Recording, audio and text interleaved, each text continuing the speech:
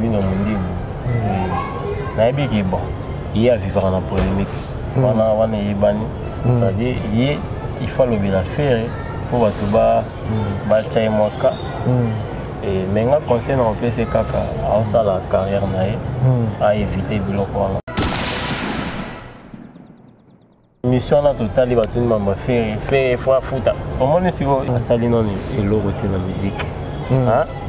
Aluka à se concentrer à sa album. Comprendre? À sa album, à sa carrière nae atika kola na banzela na. Binyo ala leki ya âge na faire et puis la musique à moi par rapport à faire bah tout bah avec faire alléguer Robin. Pourquoi? Mission sur Tebi, bah ta wenge, bah ça la temps là bas. Et puis bah on continue au ça la temps là bas. Comprendre? Tebi peut falli, à ça la peut temps là. Oyo bah ta wenge bah ça la tant sous falli non ça lui peut ébelleter. Vous comprenez? Mais sous peut falli à sali sali. Comprendre? Na peut bah ta wenge peut bah ça là.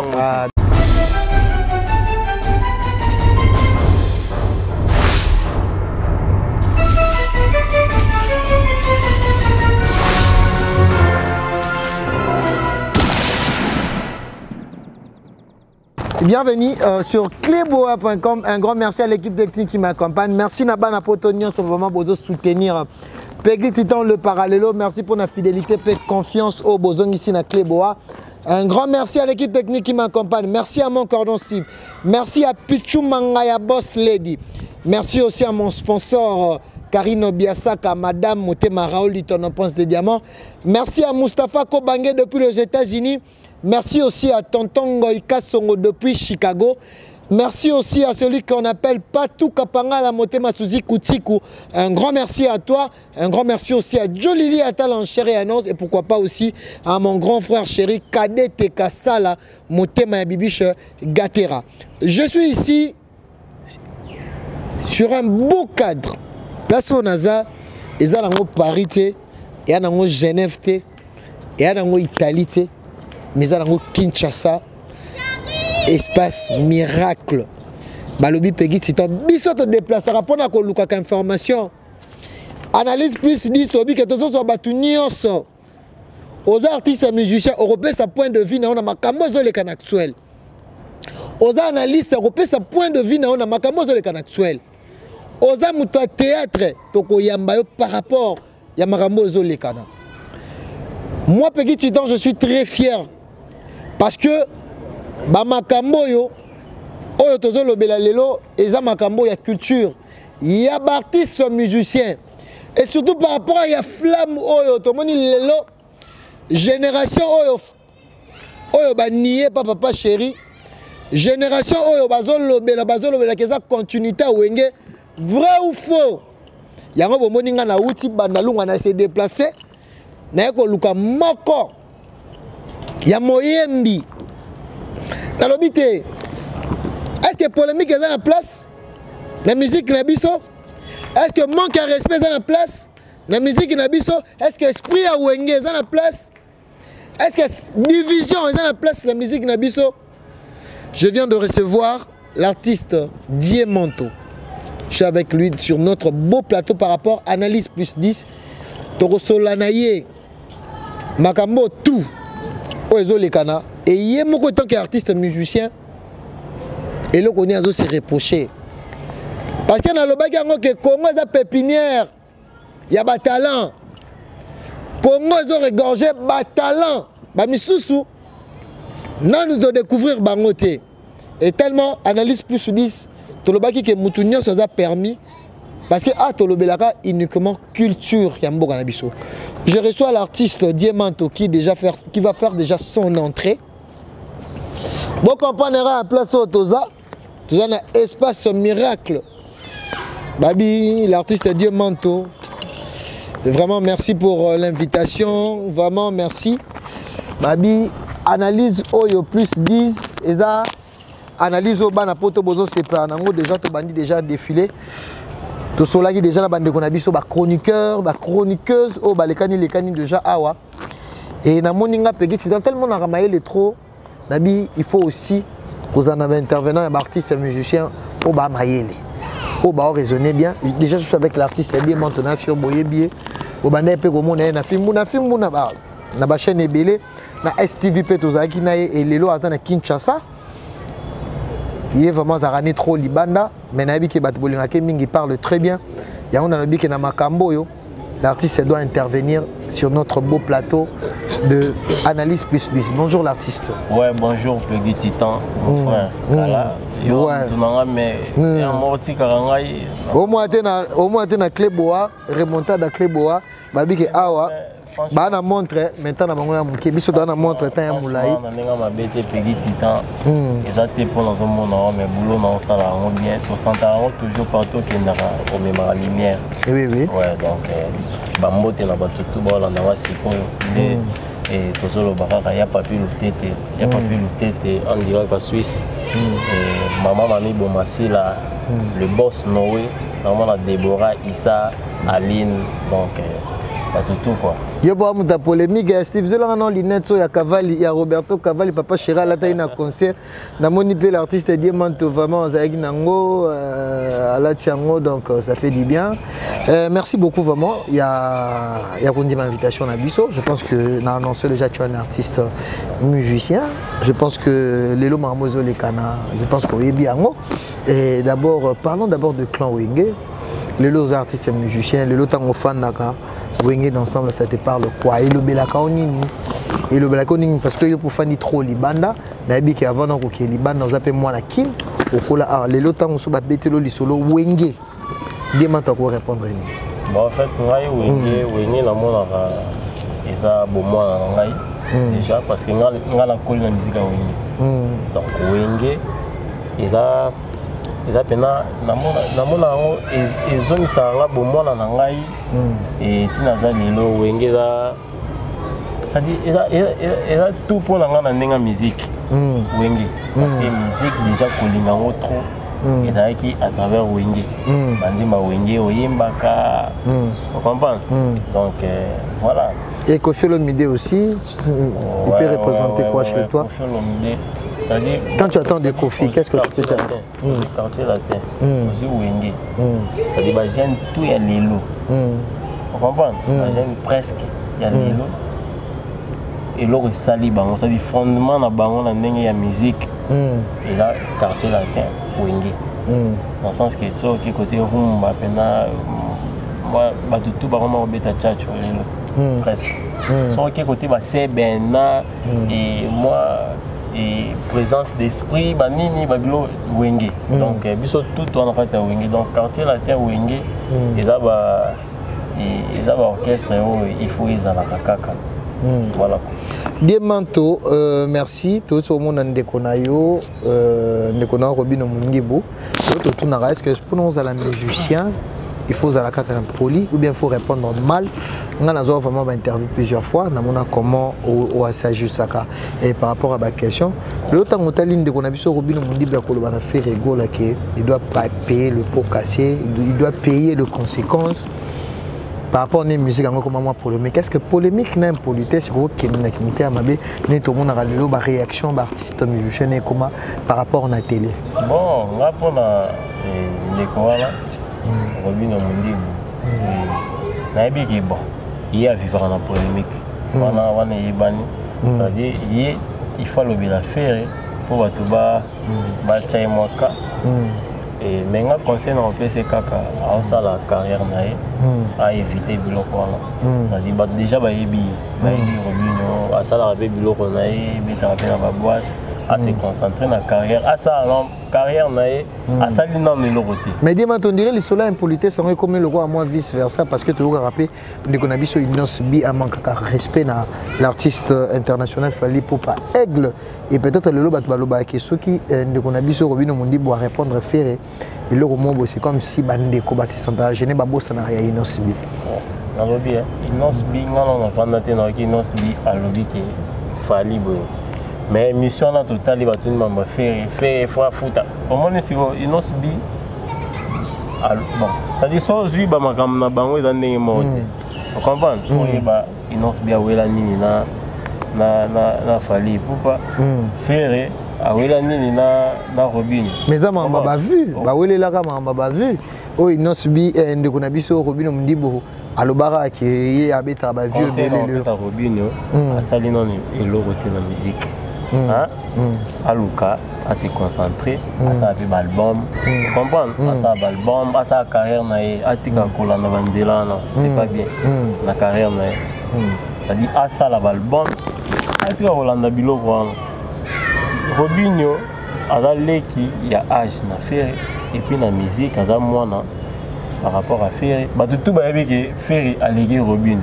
Et puis bon, m'a ramené à lobby voilà bon, bah peut pas qui perd avant repère.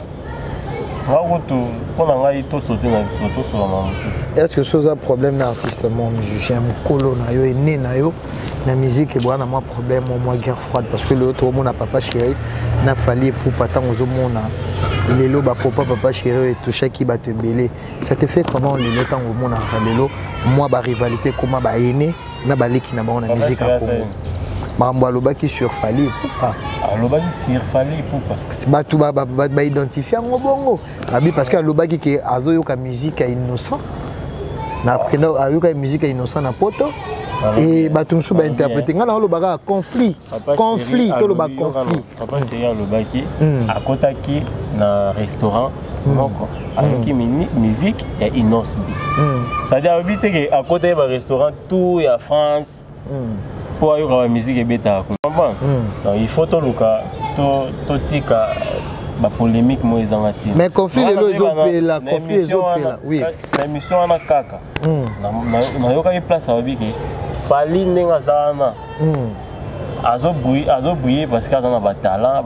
Oui. Mais on a pas le bien côté. Oui. Bah ça accroché dans ma balobi que vitesse et tout. Mais on a raison, vitesse minime.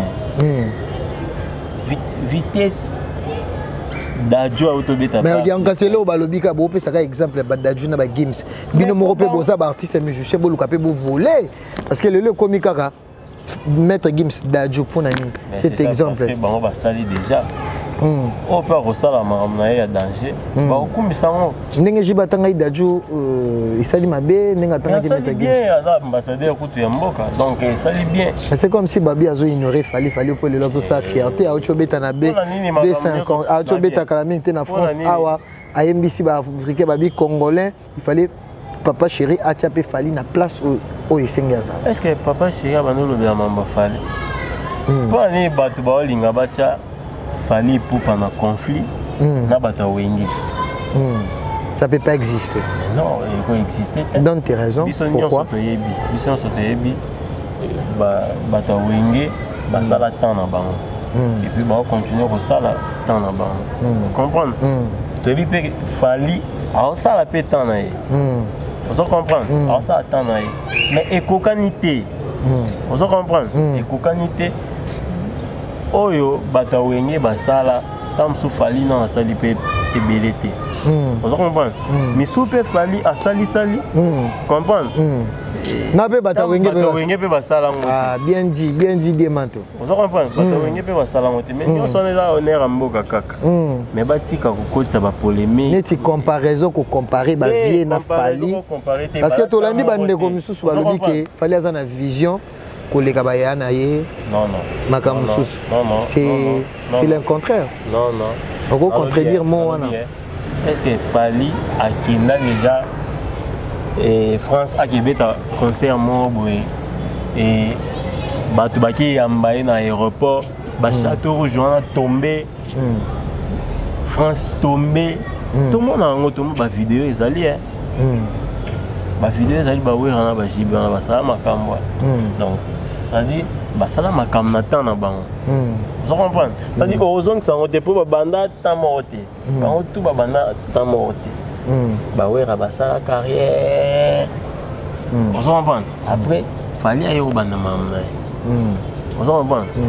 Nyon so on est là pour la honneur en mboka. Mais oui, ils ont un temps qui arrive à que musicien pas aussi là un succès. Ah ouais, musicien. Parce que les fallait un succès, qu'est-ce qu'il profite nous on a par là étant qu'un artiste, un musicien qui rose un peu opportunité un jour. Non, n'a bien. Un succès à faire. Bien, n'a ma bêté. Na fait tout ça bango. Oui. Na audience libana mutali qui fallait rater. N'a ma bêté. N'a bien. Vous comprenez? Mais ça veut pas dire que comme il y a un contact, il fallait un contact tant que les cas vie est winné.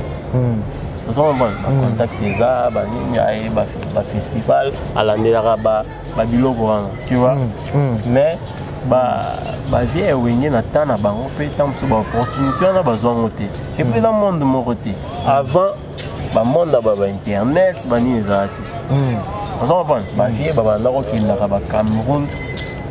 Ba YouTube ezate bani musique ne beta so bimisi musique awa eke ba Cameroun ekoti bani sans ba YouTube sans ba streaming so bandeni les arati mais akip ba kipi Cameroun stade plein ça veut dire que époque ils ont abandonné nango on va fallait azara na Congo abeta rabe ba concert en EPA tant que fallait sera tu libaya awa JBP papa chéri tu libaya awa et batu on appelle concert papa chéri pe sali koleka ya fali on comprend yo lo baka et no lo baki ba JB ba sala carrière na bango balona fali pe ça attend donc nous tout photo comme ça ba artiste na biso tout ka ba biloko ba polémique ezanga tina musique na biso ezokitaka mais demain tu yom to fandi libanda trop est-ce que mon a de faux mon comportement ya artiste musicien na biso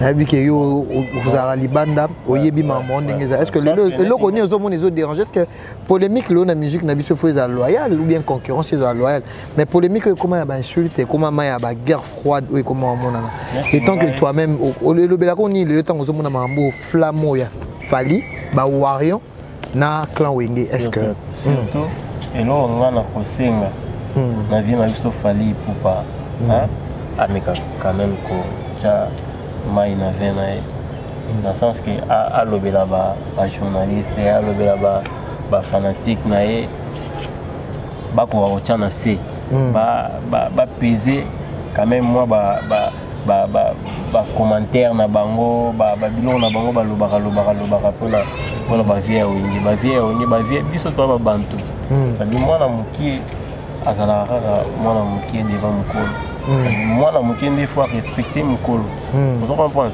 tant soki yo komiko manquer mukolo à toi na succès nene mais batwe loba que non artiste soit jusqu'à succès à ça la même place ya uta ya monte uta ko mona makambo ça maki entre bien na filer na fabrigas le peut-être succès peut ça remonter excès de zèle souvent biso la musique na biso va bon souvent va bon mais et fali à monter photo protégée ba vie na biso pe ya wenge baza bateau photo protégée parce que ba sali histoire parce que continuer ça la histoire na bango ba distraction oyo toi pour ça na moté toi pour ça na moté ce ko ba biloko oyo ya moni ba musicien na mseur amiki faut ba ça album na bango bazo bango ba sipela ba polémique aboye pour ba kota rabani vanité ba ça rappeler ba comme na bango batika fali batika wenge vous comprenez batika fali batika wenge wenge betaki stade nango et l'équipe vous comprenez fali pe abeta stade ne calme a prouver mon touté ba wenge ba beta on so ba 4 fois so ça ni a beta on ba 4 fois on a pour tamso a comme à niveau là bas voilà petit temps parlons un peu de Ritier Watana betomoni lelo il y a un mois polémique ba ben Ritier dernier office ya clan wenge parce que lelo moana ils ont convaincre lelo pe bateau parce que faire égaux la gestion des nuances autre ben o ba ben appel dernier office ya clan wenge les autres ont moi confié d'abord tout le par rapport à carrière héritier les autres qui sont en rose carrière héritier franchement il ma bête héritier les lots rien à dire tout le monde est rose à l'obation de so qui n'a pas bar et partout les lots album ils ont cartonné si cool les albums héritiers mais tu vois tu as soit 5 featuring au boy à terre L'artiste au côté, oh yo c'est peut-être featuring. Wata pas boza. Te to cheka neti. To cheka neti ka yo ka. To cheka Wata. À cause après moi modèle mo bépé qui par rapport à Wata parmi l'artiste au ngana ngana. To ko santé. Wata kota maison mère na âge wana. Oh Wata kota maison mère biso to zala. On va na kota la ka. On s'est pris un jeune mot ou appeler ça votre courage. Moi la moitié mot ou alors qu'il n'est pas dans orchestre mot habitat. Si les lois à ça fait carrière né en album orchestre il va voyager à Bakina il va jeter. Vous comprenez? Ouat on a tout va féliciter. Net on va bouger ça. Ça dit chaque jour on aura album à Ouat. Et inspire plus. Makasi parce que oui, que Bercy Pazon a déjà chez Héritier. Mais vous avez une maison Divo, Divo musique. Vous avez une épisode de Yoka Songa, si je me trompe. Azon est Héritier.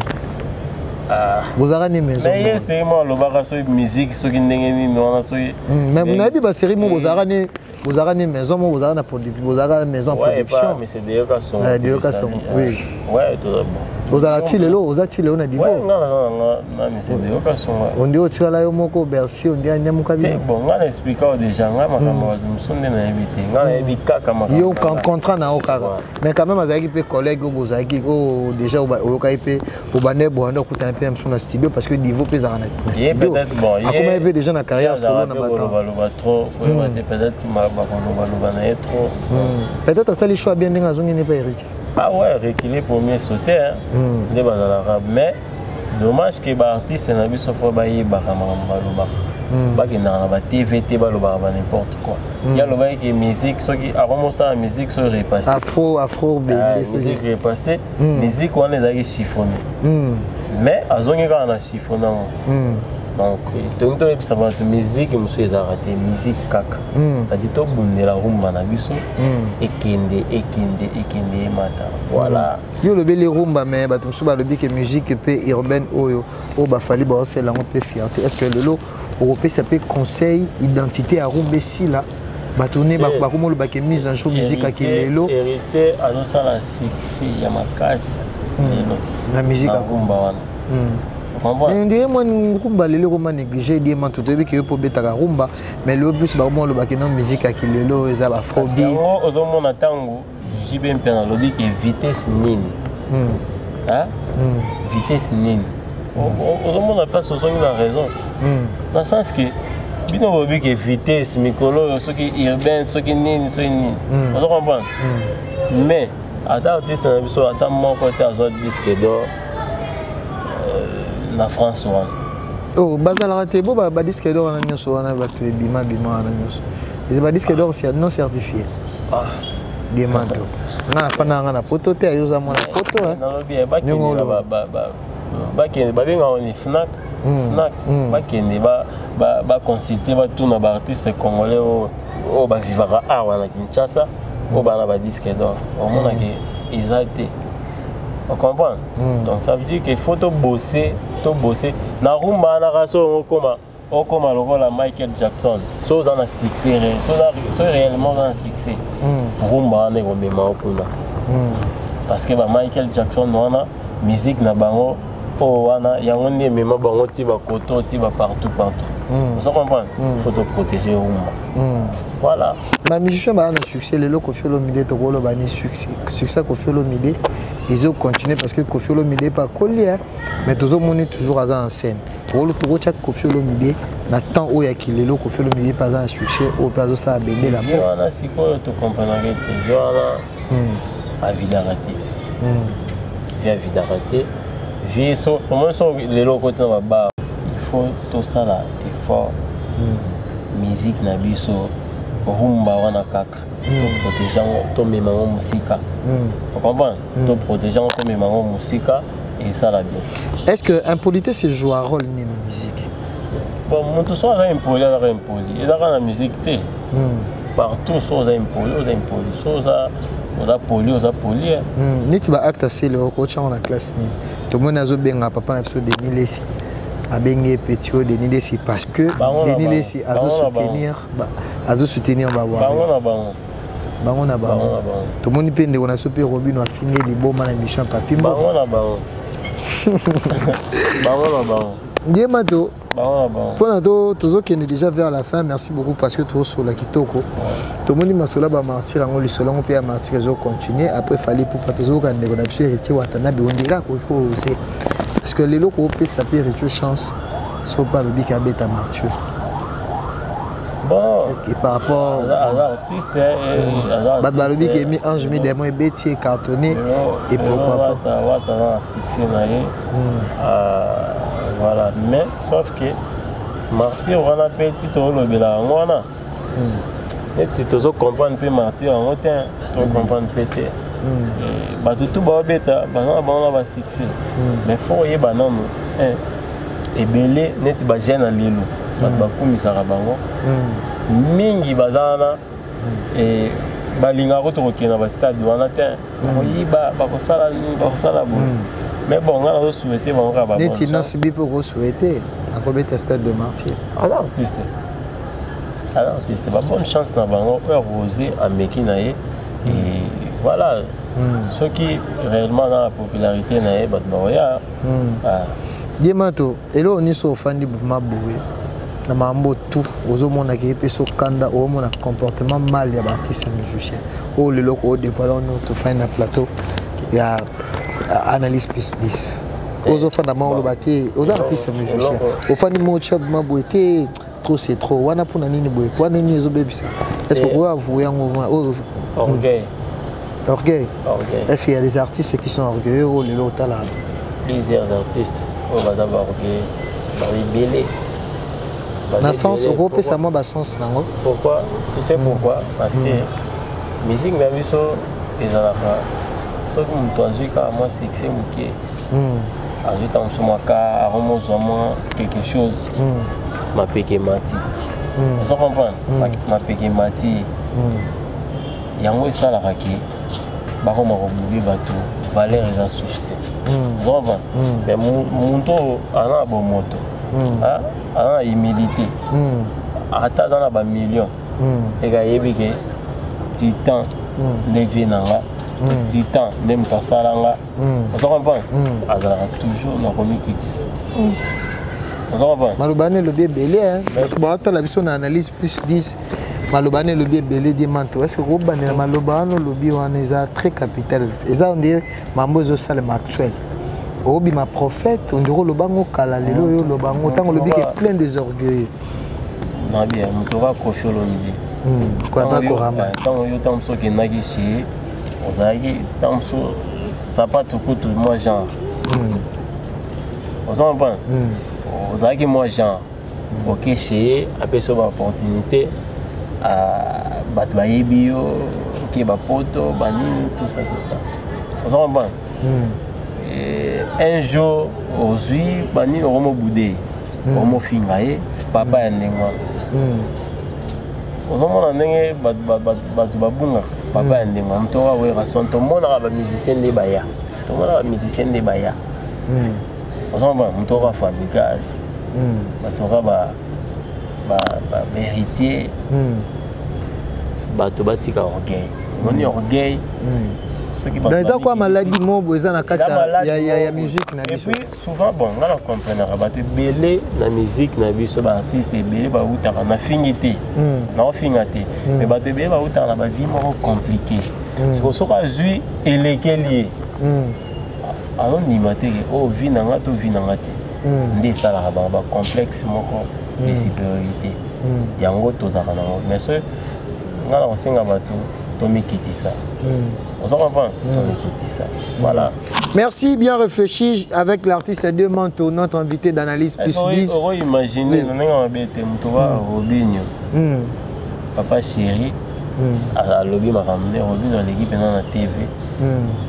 Alors, papa vient à Bissoana, ce qui n'est pas Robinho, il va papa chéri. Alors, papa non. On s'en comprend. Papa chéri. Rolobane ndé. Robinho ça non ni na musique. Babilo non ça les loso otiki ko ça la tam so bi bon na tiki musique. Ba robo ça na mama. Vous comprenez? Mais papa chéri bato ti mokili kokufaka batiki babiloko moko oyo bato bakobosanaka bango te respect faut ça. Voilà. Merci à Odile Senga, Evaris Mavinga et pourquoi pas Patou Kapanga la motema Suzy Kutsiku. Joe Lili Atala en chérie annonce Dada Diela Babi Dada Diela na Dallas. Na péché un grand merci et pourquoi pas un grand merci n'avait nanga Patrick Abilan Fouamba na Irlande. Bateau bozo consommer vraiment clé bois na 10 plus 10. Tobagi lelo, il faut tout ça le déplacement. Tout sur la peine à balanga nsembo. Makambo ba komona. Est-ce que bah j'ai jamais ngeni demanto pour na to suki ça na bi que to retourner un peu magamba na to bi que vous analyste ndepe ba koti ba polémique makasi na musique oui oui bato ba ça ba analyse wana ba luka ba mutalika su ça ba analyste neti vie na biso wana pena vie wana sala pe ba succès na mboko a rosuka ndenga suka kana te ndenga sala ka biloko sala kana c'est pas bien bango bafingisaka Fally Ipupa groupe na bango wana bapesa moi Fally moi respect mais moi valeur voilà Fally bafere babato fo to respectaka bango mais lelo monike koti pe c'est pas baene lelo to moni wera na JB tout azo manquer bango ta mona jomo bo ako de lokote ya o manquer wera o manquer JB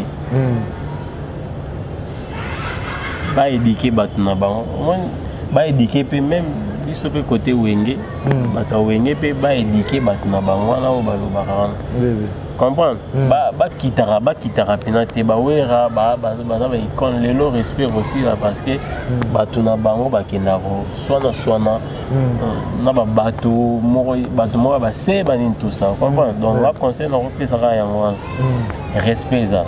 Ok. Voilà. Bien réfléchi. Tout le monde qui est au niveau, Obi Ozaka Tilo na niveau. Je suis en train de préparer quoi aujourd'hui. Base de l'année, Diamanto, ça fait beaucoup de temps. Et depuis déjà, tout le monde qui clip Ezaki déjà de l'année passée. Tout le monde a amené nos salaki. Mais la minute tout le monde a tiré un boudré, babi ozo, babi na babi na filé. Il y en a des prix qui me volent. Tout le monde est venu au monde dire bolalia. Nga benane na boye, na boye. Nakobanga pena artiste mon musicien. Est-ce que nga na yemba ka bien. C'est-à-dire nako ki pe na orchestre mo boye pe ba ozwanga ba mo et puis na ba vie na ça dit na bateau ba ko chapwa. Mais sauf que na sala makambo na ngai nga moko. Na ndenge na sala makambo nga mo. C'est-à-dire nakobanga mutu jamais. C'est-à-dire na bota mi père na mère. C'est que les gars Robino Mundibu na yemba. Robino yemba. Nanenga mabete Robino yemba. Bande ko tout na rotina mino bokende. Na YouTube, na la plateforme et tout. Vous mettez à bien mato. Botala makamnanga. Vous comparez au casino moto comparé. Allez kinga na succès. On comprend. Mais ko yemba, allez kinga te na leki na ko yemba. Doit bien encore descendre à faire la Jésus des Nias. Voilà. Voilà. Mais vous avez envisagé que vous tapez la musique étrangère. Vous avez encore fan Dakar na rumba. D'abord la rumba. Mais et tu ressens ça 500 sur musique. Mais cette fois-ci l'album dans décembre. Décembre on va bouger quand même je crois le mois prochain. Il y a des featuring cette fois-ci. Ouais. Avec qui? Surtout dans tenir vraiment pour ça la featuring dans héritier Wata. Gogan, Motonate. Ouais. Déjà, ma contact déjà. On va mettre bienvenue Faso, on va mettre Christian Kara. On se comprend. On va mettre Vandal Boloko. Ça dit nga, on va venir. Wana kuto ya kuto iloko et puis Gogan a un esprit. Pourquoi choix héritier kaka? Parce que ça fait yemba. D. Banzembo na moko na wana Gogande. Comprends? 3 ana humilité. Comprends? Héritier ana humilité, a bi ko reconnaître l'artiste dans la succès na landa ye a singai na landa na émission mo loba ye mutu nyonso ko contacter pour ba yemba. A ko yemba na yi a dans la succès ou pas. Donc il y a et tout à y non. On va faire ça là, featuring na héritier wato. Donc tu nous donnes déjà rendez-vous. Ouais. Donc on va faire ça rendez-vous. Dans ça la featuring na héritier wato. Et puis dans la frère on a monsieur Gali Garvey. Écoute ndeko kutu. Gary Darvel, ouais, auto habite à Penzi. Voilà kutu ndeko donc yé puis sous na bi que yé na ba musique na ba event wana. Ça déjà donc torobite na yi. Voilà donc. Pour te contacter, bat ba ko contacter on est contacter moi na Facebook na ngai ya Diemato. Na yo poza na ba Facebook et belé bat belé ba luka ko mais celle peut bien être toujours. Diemato Facebook na ngai et puis ba ken Instagram Diemato. Et voilà, numéro na ngai ya contact déjà plus 243 89 143 66 73. Plus 243 89 143 66 73. Donc là on profite un peu ça va monter pas bien dans la partie. Avant peu ça va monter mais on peut pas se quitter comme ça babi. Joueur soit à côté na terrain pas plus ça que ballon. Ba ba que non neto lobi que non neto zo loba. Mais moi je te connais déjà. Je t'aime te laisser papi. Je te porte à mon cœur l'outété. Mon cœur n'est pas que pour toi, papi. Atababa kenga monoki pona papi. Pona boya yo, olutete. Ako préféré ba exploser ma moto pona papi. Nazanga yote. Donzembo na yemba ona shikito makino que je sali masana ngai. Bato bana posa ba yo quand on a YouTube ba beteka Diemato fit shikito makino. Toyemba penze momo rezana toyemba mettre bienvenue faso azayanga zayabinote batika ba campagne zanga tina alinga kanga pena linga kaye bienvenue faso azayanga le king Arnaud de Kanga masana ngai de king ye pasana mo bangé rumba na kati ya album na ngai donc de king Arnaud de Kanga na mon staff Tourigen chez Temba Mayele, chez Temba Roméo Zakwani et dans mon maître bienvenu façon les au hasard kaka maître bienvenu façon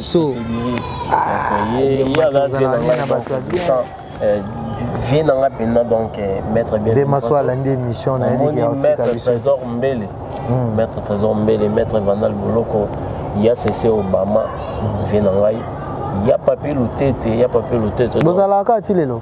Il y a papier Loutete. Il y a papier Loutete dans notre grand frère Nangai. Il y a famille non. À part ça, à la vie à l'inganga la musique na salaka. Donc on est loco. Ba ben on est en mabé. Yo pour présenter biso Robina eli biso range eli biso boro. Il y a papier Loutete me taper singa. Ah OK. Il y a papier Loutete. Merci à papier Loutete donc voilà quoi. Donc on est dans Vania. Il y a papier Loutete za awa. On va za awa. OK. On comprend. Donc il y a espoir Loutete, il y a bien fait Loutete. Massa nanga Cédric Lema. Et en France Innocent Mabiala. Na mon maman Albertine Nzati, maman Adolphine Nzati. Oncle lui Diemato album c'est pour quelle année? C'est pour quelle année? Année on a décembre 2022. Ouais, décembre. Maman bébé Nzati. OK. Anno album bon on a bougé quand on a mois prochain j'étais la fin du mois on a bougé. On a bougé là pour finaliser l'album. OK. Donc bato dans la calme. Musique peut le déjà changer, après ça va tout chance quoi. OK. Voilà donc biso ngai déjà bato peut ça chance. Chance na kanga point na ngai. Mais si ko on est quoi album tant aux bima bato va comprendre. OK. Voilà. Merci beaucoup l'artiste Diemato. Nous étions là avec l'artiste Babi Makele Letier. Ah isa silence, ah isa vraiment beau solo là bas tu vas sentir bien. Mais ceux qui bon na balinette boye ba mpo yo boye. Isa grâce à maman ngai maman mami bo masila. Mère na biso ya taille. Motema ya papi Loutete. Donc yé mutu a PC. Là un peu en plus il a rappelé déjà beau garçon. Ah ouais. Musique en singa un peu. Ouais, petit titan kaka. Mais kebara na nzela oya kutana rakutana robino mundi boye senga maman belé mais bokutana parce que vous en jeep pas na jeep Merci à Boss Pichou Mangaya. Donc merci Nabana Poto. Bon comprendre car donc c'était là l'artiste Diamanto, l'autre le bac qui analyse plus lisse même chose à raisonnement. Vraiment l'artiste a bien vraiment défendu par rapport il y a et par rapport il y a réponse naïe. Vraiment on a ces petits artistes faut à la rabouiller, mamozo les kana mboka, mamozo les kana Congo. Surtout pour la musique, vraiment l'artiste a lobby deux choses capitales, lobby qui est l'orgueil. Orgueil, il faut qu'on respecte peu baïné. Merci beaucoup parce que nous avons un plateau, nous avons vraiment très ému. Puis nous avons vraiment émotionné à un artiste musicien congolais. Donc il a bien raisonné par rapport à un concept de l'émission. Aline Nzati Bambote, donc Aline Nzati, voilà quoi, donc il y a Dodi qui cite, il y a Mayama, et voilà quoi donc. Merci à vous donc, notre rendez-vous de chaque jour continue, numéro d'habitude à afficher, aux gens besoin d'intervenir dans l'analyse plus 10, donc Bengara Peggy citant le parallélo, donc merci Nabana Potonio Soboulandi Bisso, merci na De Gaulle Manta, responsable depuis Londres, merci na Dada Diela, l'école de Dallas, merci na Karine Biasaka, madame, personne Bossani, vraiment, il va bien marquer le chèque en blanc, Christian Daya, les millionnaires, Christian Daya, place aux arts. Bambo Tebele, Christian Daya, donc voilà quoi. Merci aussi à Tonton Ngoïka Songo depuis Chicago, Moussafa Kobange, mon grand frère propre, l'emblématique de l'États-Unis. Merci Napatou Kapanga, la Batutu Lingarapegit, c'est un grand sœur propre, Odile Senga, Moana Bandala Tongo. On se retrouve à la prochaine, Babi Awande. Théopé, c'est vraiment le meilleur de nous. Awande, a force, ils ont maquillé les titres. Place au Toza Awa. Ils ont placé Kimia, il faut le Kimia, il faut battre Kabino. C'est ça, Babino Koyebela R. Complexe, les amabé, complexe, les maladie, mabé. Bisso ici, c'est la compétence. Le second nom de l'Éternel. C'est la compétence et le travail. Cléboa, toujours. On se retrouve à la prochaine. Analyse plus 10. Bye. Bye.